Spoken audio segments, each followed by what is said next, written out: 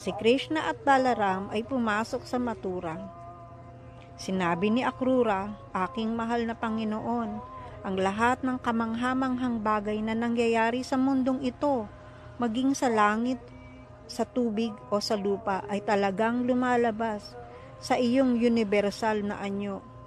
Kaya't nang makita ko kayo, anong kamanghamanghang bagay pa ang hindi ko nakita?"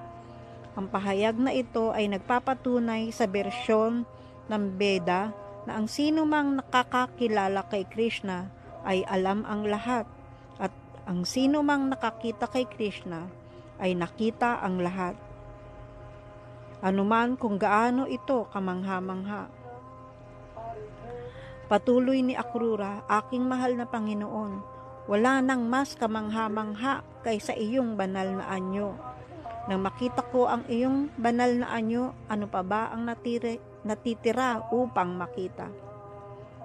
Habang naglalakbay mula sa Brindaban patungong Mathura, ang lahat ng mga nadaanan na nakakita kina Krishna at Balaram ay hindi maiwasang tumingin sa kanila ng paulit-ulit. Samantala, ang iba pang mga naninirahan sa Brindaban sa pangunguna ni Nanda at Upananda ay nakarating na sa Mathura sa pagdaan sa mga kagubatan at ilog, at sila'y naghihintay na sa pagdating ni Krishna. Pagkatapos ng pag-alis ni Akrura, sina Panginoong Krishna at Balaram at ang mga batang pastol ay pumasok sa Mathura. Napansin nila na ang tarangkahan ng Mathura ay gawa sa pinakamataas na uri ng marmol. Maayos na itinayo at ang mga pinto ay yari sa dalisay na ginto. Mayroong magagarang hardin sa paligid at ang buong lungsod ay napapalibutan ng mga kanyon upang hindi madaling makapasok ang mga kaaway. Nakita nila na ang lahat ng tawiran ng mga kalsada ay pinalamutian ng ginto at maraming bahay ng mayayaman ang mukhang perpektong magkakatulad na para bang ginawa ng iisang inhenyero. Ang mga bahay ay pinalalamutian ng mga mamahaling hiyas, at bawat bahay ay may magagandang bakuran na may mga puno, prutas at bulaklak. Ang mga hardin, pasilyo at beranda ng mga bahay ay pinalalamutian ng telang seda at burdang gawa ng mga hiyas at perlas. Sa harap ng mga balkonahe at bintana, may mga kalapati at pabo real na naglalakad at umaawit.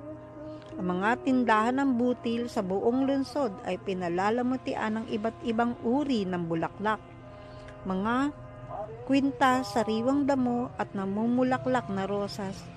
Ang mga pangunahing pinto ng mga bahay ay nilagyan ng mga palayok na puno ng tubig, at ang halo ng tubig ay yogurt ay ibiniwisik sa paligid. Ang mga bulaklak na pinalalamutian ng nagliliyab na lampara ng iba't ibang laki sa mga pinto, at may mga sariwang dahon ng mangga at mga palamuti ng telang seda sa lahat ng pinto ng mga bahay. Nang kumalat ang balita na sina Krishna at Balaram at ang mga batang pastol ay nasa loob ng lungsod ng Mathura, nagtipon ng lahat ng mga naninirahan, at ang mga babae at dalaga ay agad na umakyat sa mga bubungan upang makita sila. Kanilang matagal nang inaasahan ang pagdating ni Krishna at Balaram, at sa kanilang matinding pananabik, hindi nila naisaayos ng maayos ang kanilang kasuotan. Ang ilan sa kanila ay nailagay ang damit sa maling lugar. Ang iba ay naglagay lamang ng pampaganda sa isang gilid ng mata, at ang iba naman ay naglagay ng kampanilya sa isang paa lamang, o nagsuot ng isang hikaw lang. Sa matinding pagmamadali, hindi man lang maayos ang kanilang sarili, ay nagpunta sila sa mga bubungan upang makita si Krishna. Ang ilan sa kanila ay kumakain ng tanghalian, ngunit nang marinig na nasa lungsod na sina Krishna at Balaram, iniwan nila ang kanilang pagkain at nagmadaling umakyat sa bubong. Ang ilan ay naliligo, ngunit hindi man lang natapos ang kanilang paliligo. Tumakbo sila upang makita sina Krishna at Balaram. Habang dahan-dahang naglalakad at may ngiting nakakabighani, agad na inagaw ni Panginoong Krishna ang kanilang mga puso. Siya na asawa ng Diyos ng kayamanan ay naglalakad sa kalsada na parang isang elepante. Matagal nang naririnig ng mga kababaihan ng Mathura ang tungkol kay Krishna at Balaram at ang kanilang pambihirang mga katangian. Kaya't sila'y labis na naakit at sabik na makita sila. Ngayon, nang aktwal nilang makita sina Krishna at Balaram na naglalakad sa kalsada habang matamis na nakangiti, ang kanilang kasiyahan ay umabot sa sukdulan ng kaligayahan.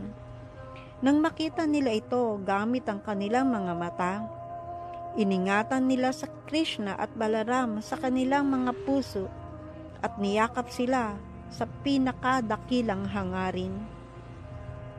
Ang kanilang mga ulo at buhok ay tumatayo sa kilabot ng kasiyahan. Matagal na nilang naririnig si Krishna, ngunit ngayon lamang nila siya nakita, at ang kanilang matinding pananabik ay tuluyang napawi. Pagkatapos umakyat sa bubungan ng mga palasyo ng Mathura, nagsimulang magbuhos ng mga bulaklak ang mga babae kay Krishna at Balaram.